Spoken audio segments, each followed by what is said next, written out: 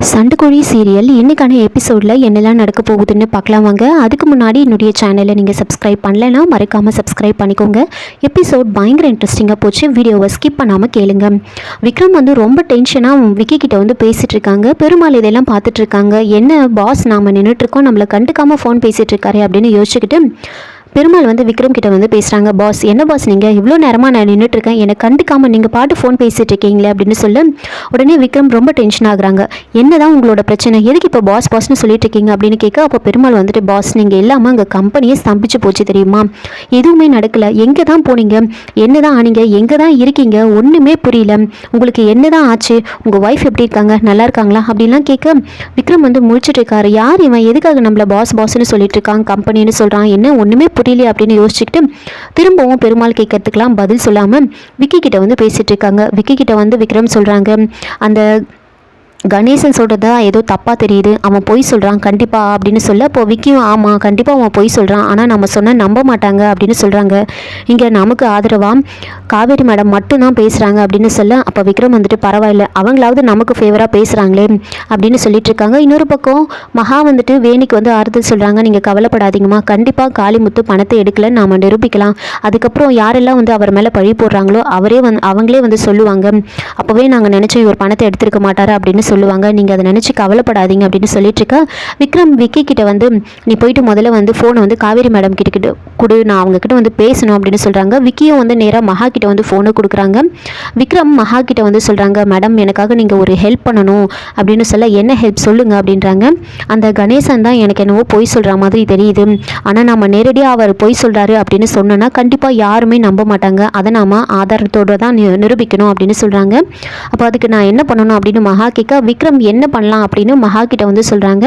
எப்படியாவது நீங்கள் இதை பண்ணுங்க, எனக்காக இந்த ஒரு ஹெல்ப் மட்டும் பண்ணுங்க அப்படின்னு சொல்ல, மகாவும் சரிங்க நான் அதை பண்ணிவிட்டு உங்களுக்கு நான் கால் பண்ணுறேன் அப்படின்னு ஃபோனை வச்சுட்டு, முருகன் நீங்கள் பெரிய ஆள் தான், ஒவ்வொரு விஷயத்துலையும் நீங்கள் அறிவாளின்னு என்கிட்ட நிரூபிச்சுக்கிட்டே இருக்கீங்க அப்படின்னு யோசிச்சுக்கிட்டு மகா நேராக விக்கி கிட்ட ஃபோனை கொடுத்துட்டு, நான் பக்கத்து தெரு வரைக்கும் போயிட்டு வரேன், எனக்கு ஒரு வேலை இருக்குது, நீங்கள் இங்கே பார்த்துக்கோங்க அப்படின்னு சொல்லிட்டு போகிறாங்க. இன்னொரு பக்கம் பெருமாள் விக்ரம் பக்கத்துலேயே நின்றுட்டு இருக்காங்க. அப்போது விக்ரம் ஒரு மாதிரி பேசுகிறாரு அப்படின்னு புரிஞ்சுக்கிட்டு பெருமாள் விக்ரம் கிட்ட கேட்குறாங்க, பாஸ் நீங்கள் என்கிட்ட பேசலைன்னா கூட பரவாயில்ல, நீங்கள் எங்கே போகணும்னு சொல்லுங்கள், நான் உங்களை அங்கே கூட்டிகிட்டு போகிறேன் அப்படின்னு சொல்கிறாங்க. அப்போ விக்ரம் அதெல்லாம் ஒன்றும் தேவையில்லை, நான் போய்க்கிறேன் அப்படின்னு சொல்லிட்டு ரொம்ப வேகமாக நடந்து இருக்காங்க. பெருமாள் விடக்கூடாது நாம அப்படின்னு திரும்ப பின்னாடியே ஓடி போய், பாஸ் நான் சொல்கிறது கேளுங்க, எங்கே போகணும்னு சொல்லுங்கள், நான் கூட்டிகிட்டு போய் இறக்கி விடுறேன் அப்படின்னு சொல்ல, உடனே விக்ரம் எனக்கு காந்தி மார்க்கெட் போக முடியுமா அப்படின்னு கேட்குறாங்க. என்னது காந்தி மார்க்கெட்டா, அது எங்கே இருக்குது அப்படின்னு பெருமாள் கேட்க, தெரியலல்ல விடு நானே போய்க்கிறேன் அப்படின்னு சொல்கிறாங்க. அப்போது திரும்பவும் விக்ரம் மலைக்கோட்டை இருக்குல்ல, மலைக்கோட்டைனா திருச்சியில் இருக்கிற மலைக்கோட்டை அப்படின்னு கேட்குறாங்க. ஆமாம் அங்கே தான் போக முடியுமா அப்படின்னு கேட்க, பெருமாள் சரி வாங்க நான் கூட்டிகிட்டு போகிறேன் அப்படின்னு சொல்ல, விக்ரம் இல்லை பரவாயில்ல நான் ஆட்டோ பிடிச்சி போய்க்கிறேன் அப்படின்னு சொல்லிட்டு விக்ரம் நடந்து போயிட்டுருக்காங்க. பாஸ் பாஸ் இது உங்களோட கார் தான் பாஸ், நீங்கள் வாங்க அப்படின்னு சொல்ல, அப்போவும் விக்ரம் அப்படியே முழிச்சு பார்த்துட்ருக்காங்க. வேகமாக நடந்து போய்கிட்டே இருக்காங்க. அங்கே நடக்கிறதெல்லாம் கேட்டுக்கிட்டே போயிட்டுருக்காங்க. அப்போ பெருமாள் நாம் இப்படிலாம் கூப்பிட்டா பாஸ் வரமாட்டார், இப்போ நம்ம என்ன பண்ணுறது அப்படின்னு யோசிச்சுக்கிட்டு நேராக விஜய்க்கு கால் பண்ணுறாங்க. விஜய்க்கு கால் பண்ணி இந்த மாதிரி நான் விக்ரம் பாஸை பார்த்தேன் அப்படின்னு சொல்கிறாங்க. உடனே விஜய் ரொம்ப சந்தோஷப்படுறாங்க. எங்கே பார்த்தேன் அப்படின்னு கேட்க, கத்திப்பாரா பிரிட்ஜாண்ட பார்த்தேன்னு சொல்கிறாங்க. அப்போது விஜய் சரி நீ அவங்ககிட்ட பேசினியா அப்படின்னு கேட்க, பெருமாள் சொல்கிறாங்க, நான் பேசினேன், ஆனால் பாஸ் என்னை யாருன்னு தெரியாத மாதிரியே ரியாக்ட் பண்ணுறாரு, அவர் என்ன தான் பண்ணுறாருன்னு எனக்கு புரியல, அவர் பேச்சு நடவடிக்கை எல்லாமே ரொம்ப வித்தியாசமாக இருக்குது அப்படின்னு சொல்ல, அப்போ விஜய் சரி நீ அவன்கிட்ட ஃபோனை கொடு அப்படின்னு சொல்லிட்டு, சரி வேண்டாம் ஃபோன்லாம் வேண்டாம், நீ போயிட்டு அவன்கிட்ட எப்படியாவது பேசி காரில் ஏற்றி கூட்டிகிட்டு வந்துடு, என்கிட்ட லொக்கேஷனை ஷேர் பண்ணிவிடு, நானும் அதே இடத்துக்கு வந்துடுறேன் அப்படின்னு சொல்கிறாங்க. இங்கே நடக்கிறதுலாம் நந்தினி தூரத்தில் நின்று காரில் உட்காந்து பார்த்துட்டு இருக்காங்க. ஒரு பக்கம் ரவுடிங்க வரல அப்படின்னு ரொம்ப டென்ஷனாக இருப்பாங்க. இந்த ரவுடிங்களை நம்பினா அவ்வளோதான், பேசாமல் நாமளே விக்ரம கார் ஏற்றி கொண்டு வேண்டியதான் அப்படின்னு யோசிச்சுட்டு இருக்காங்க. காரை ஸ்டார்ட் பண்ணுறாங்க, காரும் ஸ்டார்ட் ஆகாது. கொஞ்ச நேரத்துலேயே அந்த ரவுடிங்க அங்கே வந்துட்டு இருப்பாங்க.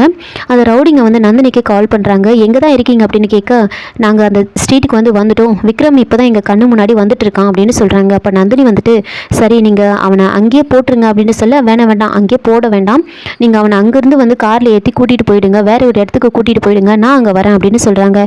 சரிங்க மேடம் நீங்கள் சொன்ன மாதிரியே நாங்கள் பண்ணிடுறோம் அப்படின்னு சொல்லிட்டு அந்த ரவுடிங்க விக்ரமம் பிடிச்சி காரில் ஏற்றுறதுக்காக வெயிட் பண்ணிகிட்டு இருக்காங்க.